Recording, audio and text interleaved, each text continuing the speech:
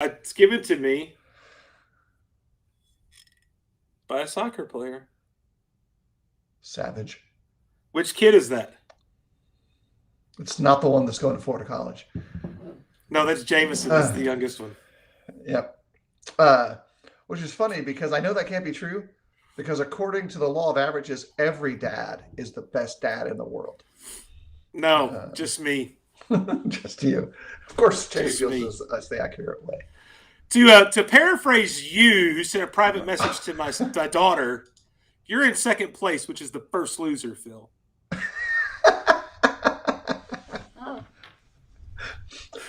And I'd say it again. Yeah. My daughter comes and goes, guess what Phil said this time?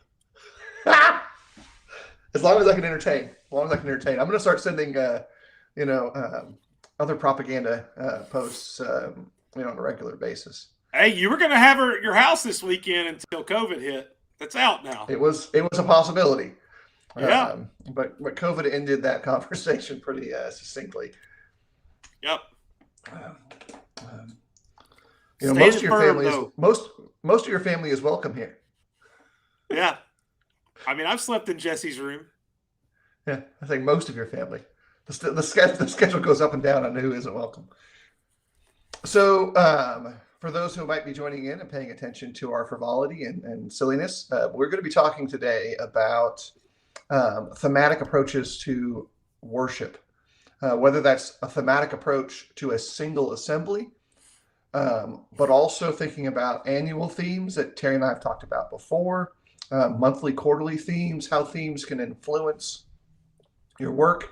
And one of the things I want to start with, because it's timely for families in general, is the idea of a syllabus. Right now, kids are going back to school. Parents may or may not see the syllabus as their kids get sent Here, home with here them. comes College here kids comes won't Phil's read them. annual syllabus rant. Kids won't read them, but I'll say to kids, read your syllabus at least once. So at least when the teacher asks you, "Did you say read the syllabus?" you can honestly say you did. You're probably not going to pay attention to it. But the purpose of that is to kind of give you direction for what happens next, to guide you. And so a theme, for our purposes here, really is just trying to narrow the focus of everybody into a smaller space. I don't know about you, Terry. I think you're probably similar here. I'm easily distracted.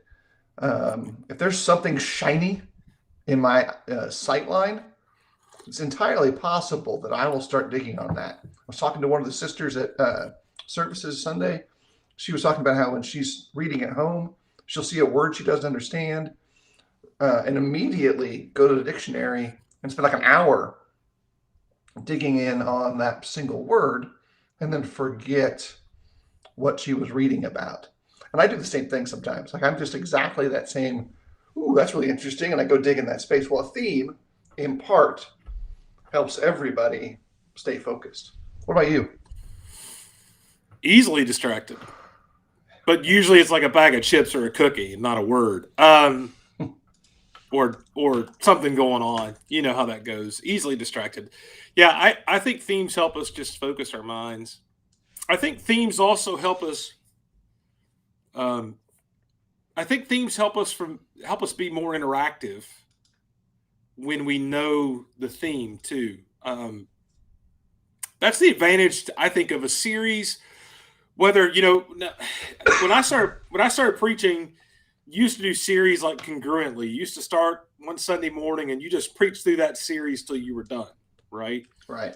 And that was the way we did things. And then I don't know, probably 10, 15 years into this thing, more like 10 to 12, it became more the practice, at least for me, and I think a lot of other people, and I think you're this way, Phil, where we still have thematic series, but we spread them out over the year so that we don't get burned out on just staying in the same thing all the time.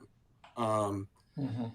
and when you do that, though, so for instance, with us, when it comes to our themes, we have, for instance, this year we have three themes. Last year was two, but two sermons a month on the one of the themes last year. People just knew when they were coming in, let's say on the first week this year, they know on the first week that we're going to talk about discipleship and specifically the follow me passages of Jesus. They just know that. Now, we'll talk in a little bit about how we're actually here doing something a little bit even more in depth than that.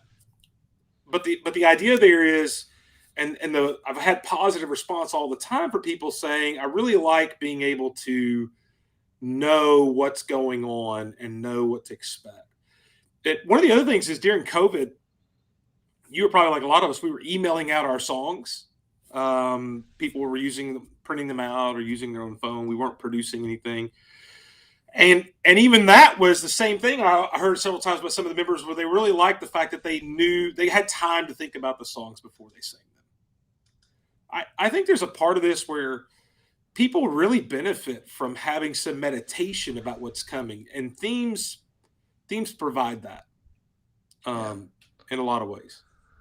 So structurally for us, we do try to incorporate as much of the work into the big primary theme. Each year we try to do a primary theme that says, this is our theme. And for Eastside this year, it's equipped. And so that's our primary theme. And we support it like you. It's not just like every sermon Sunday, we're going to run that to the ground. We try to build some blocks around it. And so one of those building blocks is our Bible reading plan. It gets emailed out on Sunday mornings as reminders, usually with an article attached to that Bible reading plan that's designed to kind of connect these bits and pieces of the bigger picture. We've got expository series that are planned out. In this case, this year, it's a really good fit to do 1st and 2nd Timothy and Titus. But it's not just because that fits the theme. It does, but it connects to the reality that we're going to be asking the congregation, like we often do, to look amongst themselves and consider men for roles of leadership. So that's using the theme to connect that piece to achieve a goal that's congregationally centric. Right. There's lots of great theme titles that exist, and you can go out and find a bazillion of them. But part of the process for the elders at Eastside has always been, what does Eastside need? Right. And we try to sort that out and use that to create what we're going to use to guide this next year's teaching program. And it also includes our adult Bible classes, our young adult Bible classes, our summer series, which will get released here in a couple of weeks, as to the subject and topics and all that. And we'll start building out our speaker list for that as well, and seeing who fits that specific set of needs. Because I guess we do it a little differently. There are great men who preach all the time, but we often are looking for who's really good at doing a certain thing, like who's got some expertise, but also who is going to be the right fit to provide a second voice to the ones they typically hear at Eastside, which is mine and some of our members who do preaching and teaching. We want complementary or contrasting voices to come in and kind of balance those things out. So the theme also helps us accomplish that goal as well. Correct.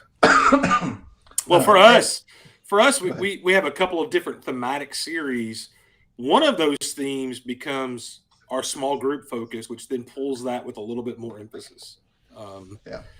And so we usually choose like what to do. Last year it was under construction, which looked at how God works in our lives to improve us and build us. And this year it's this discipleship series, which is looking at Jesus follow me statements.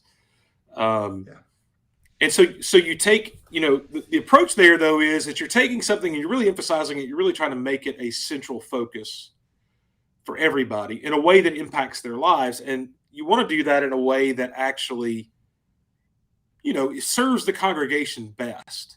I think the challenge for preachers is when they're doing this, because what's going to happen if you do this is, let's just be for real. You happen to be one of the shepherds there. I'm not.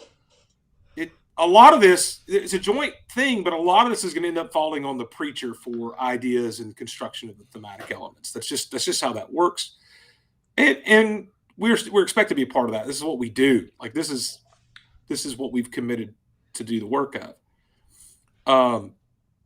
But when you do that, don't just do something that you think is fun or exciting, or don't hop off on some rabbit trail of some new Bible Project podcast you've listened to, or some great new book you've been reading. Just because you're benefiting doesn't mean that's what the congregation needs. I think that's one of the warnings here when you're choosing a theme, is to be cautious about how you do that. Yeah, we've got for us, we've got 3 different things in the pulpit space that are connected to that theme, and they're all really, again, trying to help us connect also some other things, because a theme needs to be dependent on its past and its future. Yeah. So one of the things we did was to look at the last 5 years. What was taught at Eastside? What specific topical subjects were covered independent of our Bible classes and sermons?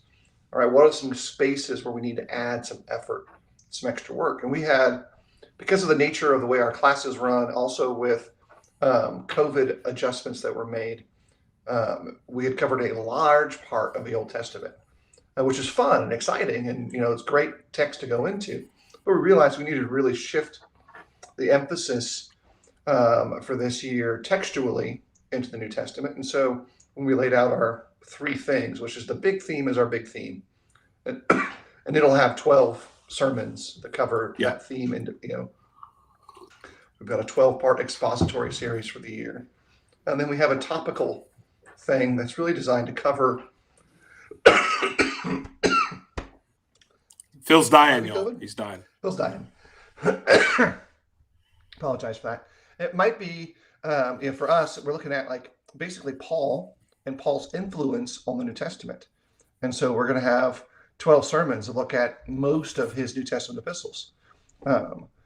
That's all design, and mainly how Paul approaches each of those letters. And it's going to be done in a way that, again, sees God using Paul to equip Christians to be functional in their spiritual communities. And how did God use Paul in each of those cases? They're all tied together. Hal talked about his series he's got planned out as part of the work of the church he's part of, Jesus Living in Me. A lot of good room there, but the theme gives you guidance. And that's not just for the preacher. That's like my last kind of little thing. These things are not just because it makes the preacher's intellectual growth more healthy, not because it makes the preacher's physical task of building sermons easier. These are designed in some way, we hope, to benefit the church. Like the end game of this is to make the group healthier. Yeah. Let me say this. We want to revisit the whole planning, not planning thing. We've done enough of that. But I will say just simply this. If you're going to do this, it involves planning. I mean, this is a planning angle. So if you're doing this, you're at least saying, even if you don't plan every sermon, you're saying, I'm going to do 12 lessons that tie to this theme. And I'm going to hold to that. There's a planning aspect to this, what we're saying. Now, again, our three series this year, we don't do necessarily one big theme. Although, here's the funny thing: I could take a very generic theme and I could plug all 3 of these series into it. I could, how preachers are, Phil. We can make that happen if we want to. We can wordsmith that around. We're obviously doing the Follow Me one that I talked about. We're looking at the church in Corinth, and specifically the idea of how the culture impacted that group through the letter. And then the third one is going to be just focusing on the resurrection, because we think that's a really important thing that we probably don't spend enough time on. Just the reason, not just the evidence of the resurrection, which I think we do, but how the resurrection impacts our life. And so those 3 themes come together. Well, could we tie those into, for instance, Jesus Living in Me? Could I just, sure, I could wordsmith that around. I could wordsmith the quipped around. The overall thing is that you're trying to plan, and you're trying to provide direction and guidance, like you said, not just for the preacher, but for everybody in that sense. And you're trying to develop this kind of continual collective thought that moves forward together, where you can strengthen and encourage each other. As we shift into the second half of our topic, because we're just kind of recovering those general principles. In an individual worship service, you're often doing the same thing.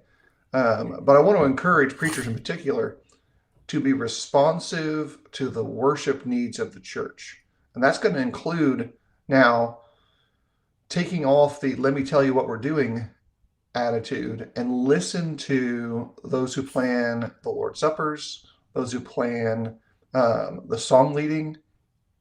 Some of the individuals who are part of local churches are tremendously focused in creating themed worship that often doesn't match the theme of the sermon you changed to Saturday night. Yeah. And that's a downside of that behavior that Well, doesn't the get other discussed. problem Like the sermon doesn't match. here's the other issue with that. I think sometimes preachers are like, I'm not going to tell you what I'm preaching, even when they know. They want it to be this big reveal kind of thing.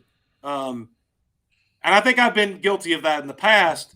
That's kind of a stumbling block, right? My kids will go, "What do you preach on Sunday?" You'll find Bible. out when you show up at church. Yeah, the Bible. Yeah, or the Bible. I'm gonna preach about Jesus. Yeah. And those kind of sarcastic responses aren't helpful. So let me get into the kind of the second half, which is this thematic worship.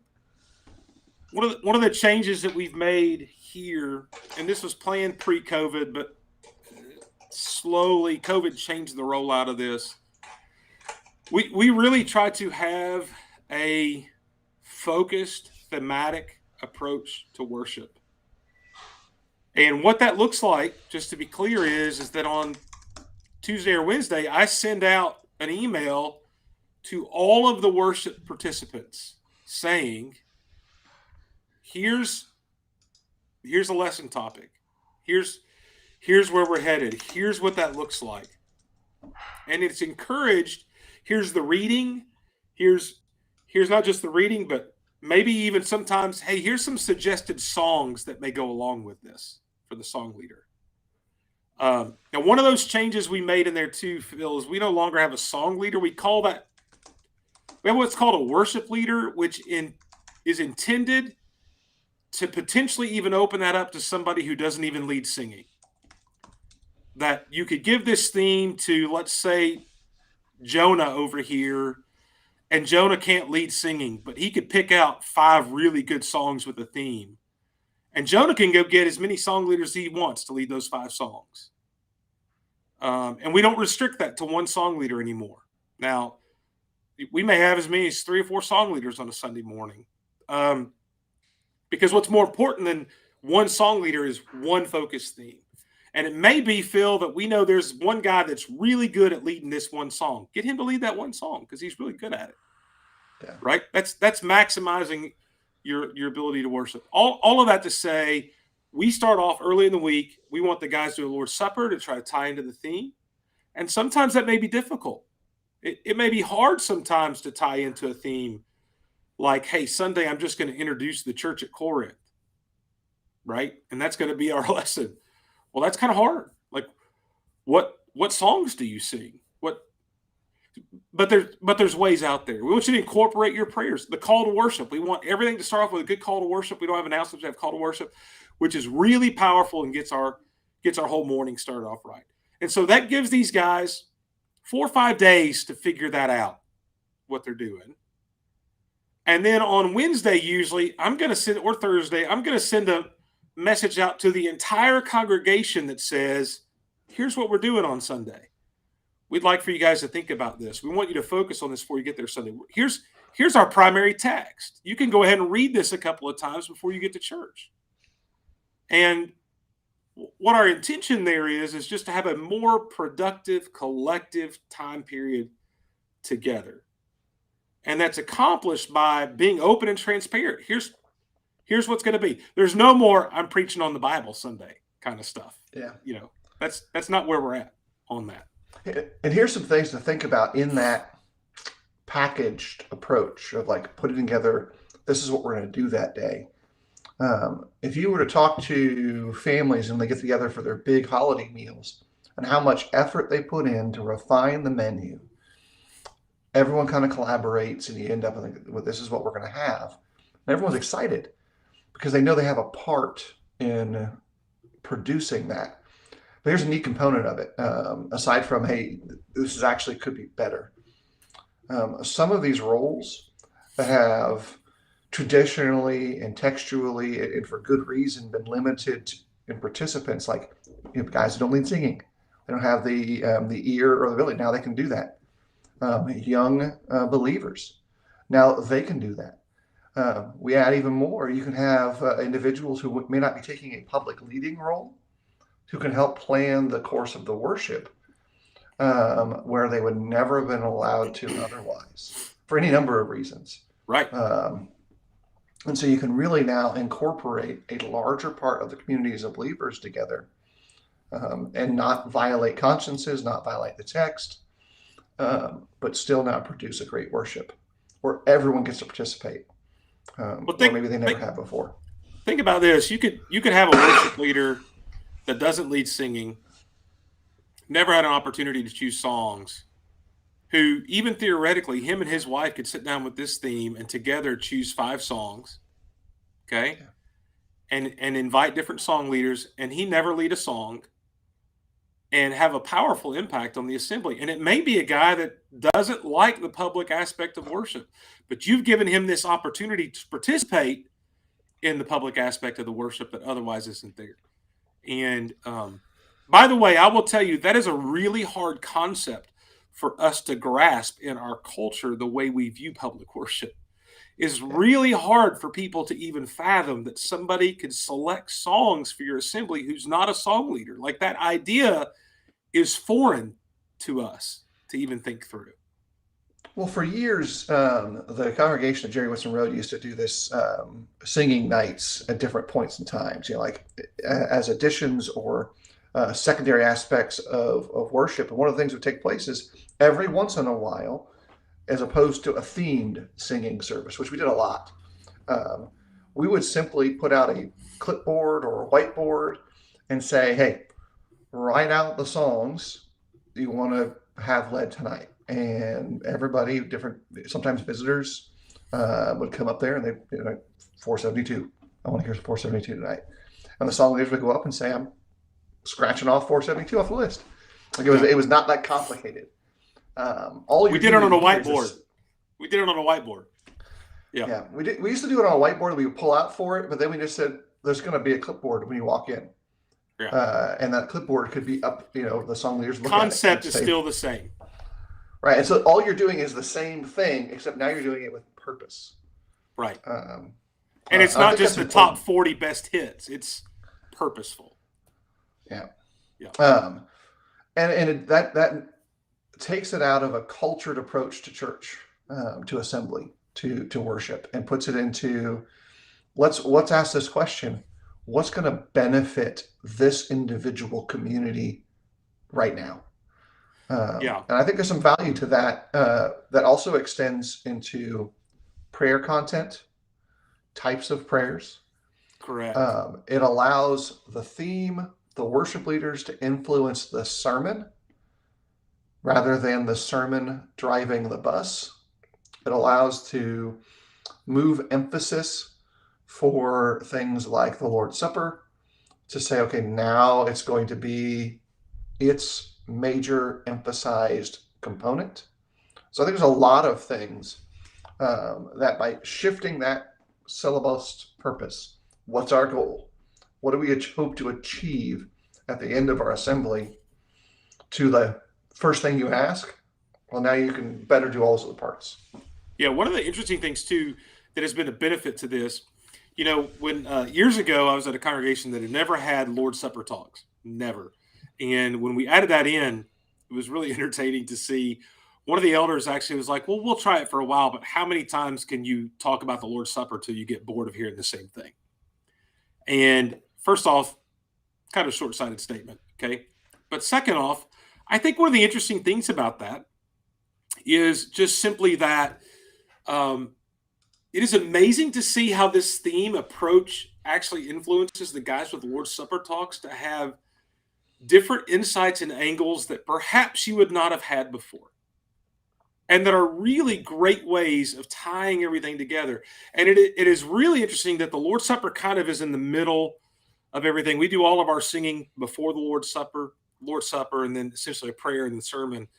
But the Lord's Supper usually becomes this key piece that ties everything together when the brother actually there are times that people don't buy into the theme approach, but when the brother actually does that, it's a beautiful thing. And it's amazing how much that's put an emphasis on this piece, but with different influences than just getting up and reading 1 Corinthians 11 every time that we do the Lord's Supper, which is, Phil, I think that's sometimes what we fall prey to, is reading the same thing as a time to reflect. And it's pretty amazing how that changes things from that standpoint. There's just a lot of approaches to this that are really beneficial. Yeah, and a lot of those things you can actually plan out quarterly or for the year for the Lord's Supper in particular. You can theme it to some great books that have been written about the Lord's Supper.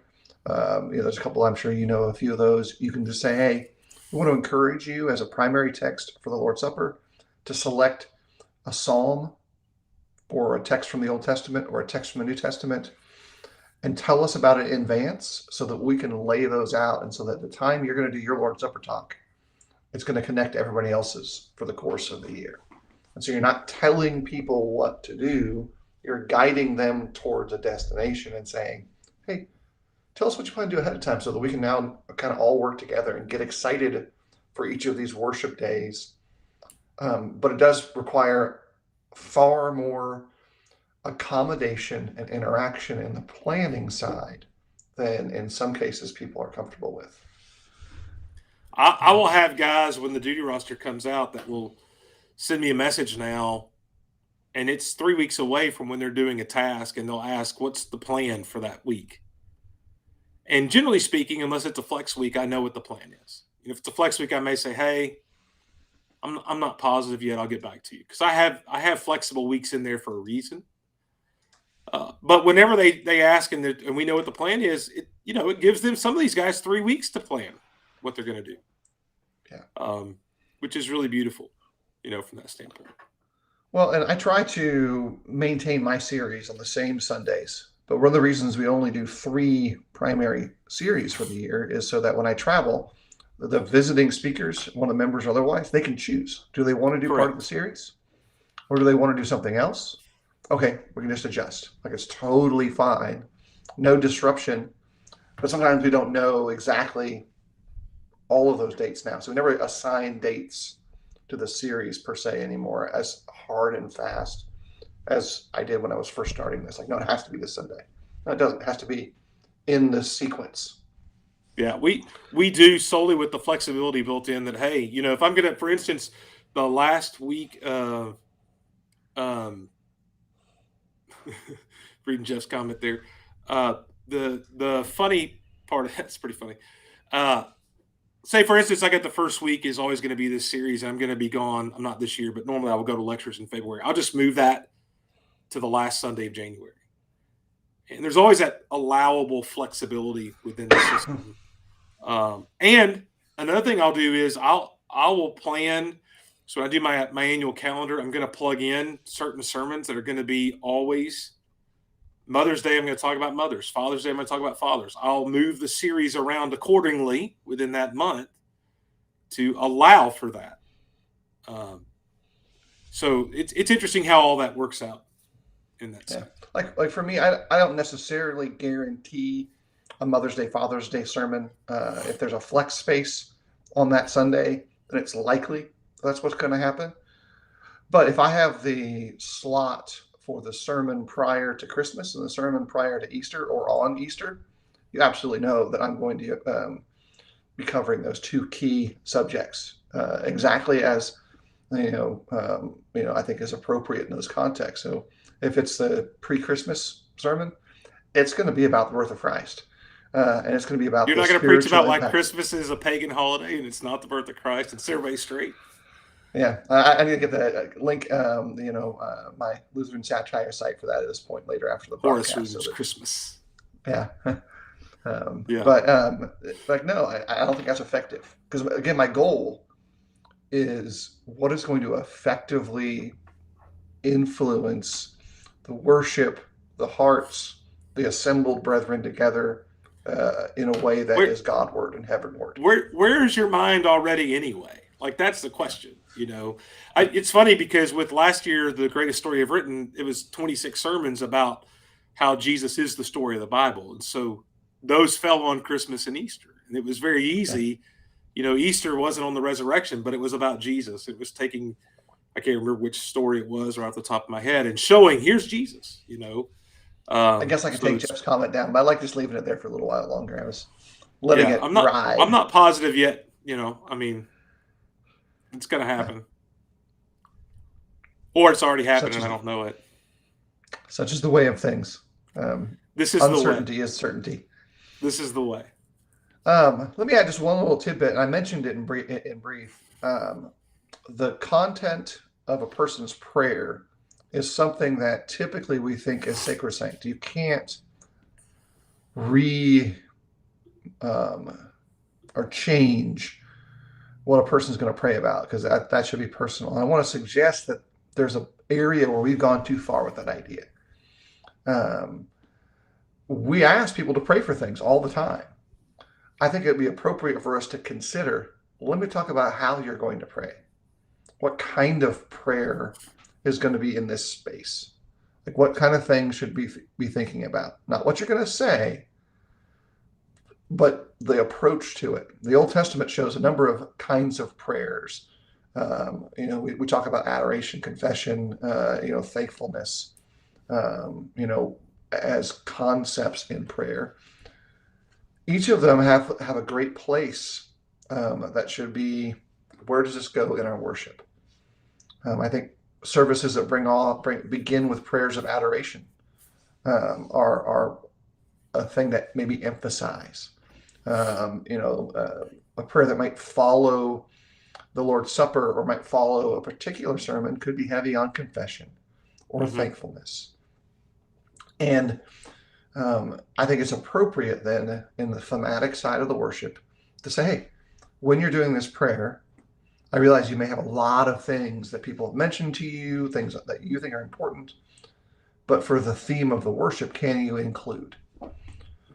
Would you turn your focus to? Because that's going to guide everybody's focus. They're just all going to look at that.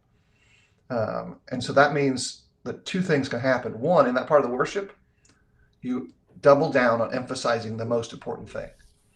But then, when the other things that are also important to us, the care of individuals, maybe a specific congregational health issue, its prayer is now doubled down on when it's time for it. Because it gets its emphasized place as compared to just kind of thrown in there in the welcome to worship prayer. Well, and I could tell you that having this thematic approach and seeing this idea of we want your prayers to tie into this theme has absolutely changed the way people pray. You don't get the same prayer twice in that sense, at least in our experience, which is really interesting. And you know what I mean by that? I mean, Yeah. It seems that we fall into the classic collective prayer. You know, the things you hit are thankful for leadership, thankful for freedom, thankful for the people that defend our freedom, be with the sick, be with the spiritually sick, guard, guide, and direct us. And it's just kind of always the same thing. Whereas when you say, hey, incorporate this into your plan, seems to really change that up a little bit. Which, by the way, is interesting. You mentioned the prayers in the Old Testament. You mentioned the Old Testament, these prayers. You know, one of the things you see in those collective prayers is that they fit the moment of the prayer. They fit what's going on, which means they fit a theme, which is pretty interesting from that standpoint. We're out of time. We're out of time. I think we've covered what we want to cover. I want to make sure a specific point to welcome Isaac, who joined us from Kenya, and thankful for you joining. Want to encourage everyone, as we always do, with a couple of things. Number one, I want to encourage everybody to reach out to one another. It's a difficult context to live in when you're preaching, and sometimes you can feel alone. You can reach out to Terry and I, and we'd be happy to listen and encourage you. If we can help you in some way, let us know. If you're living in Georgia and Alabama right now, you're either really happy or really sad. You know, Or really I'm anxious. I'm just ambivalent, about this football business. Oh, But I was talking about those two states and their COVID numbers. That's a whole other oh, my ballgame. statement is pretty much, who has COVID right now? Georgia and Alabama have COVID right now. Like that's just Yeah. how it is. By the Um, way, here's the funny thing: half of Alabama was rooting for Alabama, the rest of Alabama and the rest of the country were rooting for Georgia. That's how last night went. So uh, I got half my friends are very happy today, and the other half of my friends are very upset. hey, I'll just note this. One of our friends, David Dan, moved back to Georgia. He's a UGA grad, and apparently he Yep, moved back to Georgia. What happens? Braves win, Dogs win, Falcons lose. The Pretty Georgia normal. curse is over. By the Yeah, way, congrats to Michael West, who's having a good year. Let's just put it that yeah, way. he is. Yeah, Old he's Mike pretty is happy. having a good year right now with the Braves, which I share with, and his Bulldogs. He's a happy Yeah, man. Congrats, Mike. yeah. Hey, everybody, have a great day. Take care.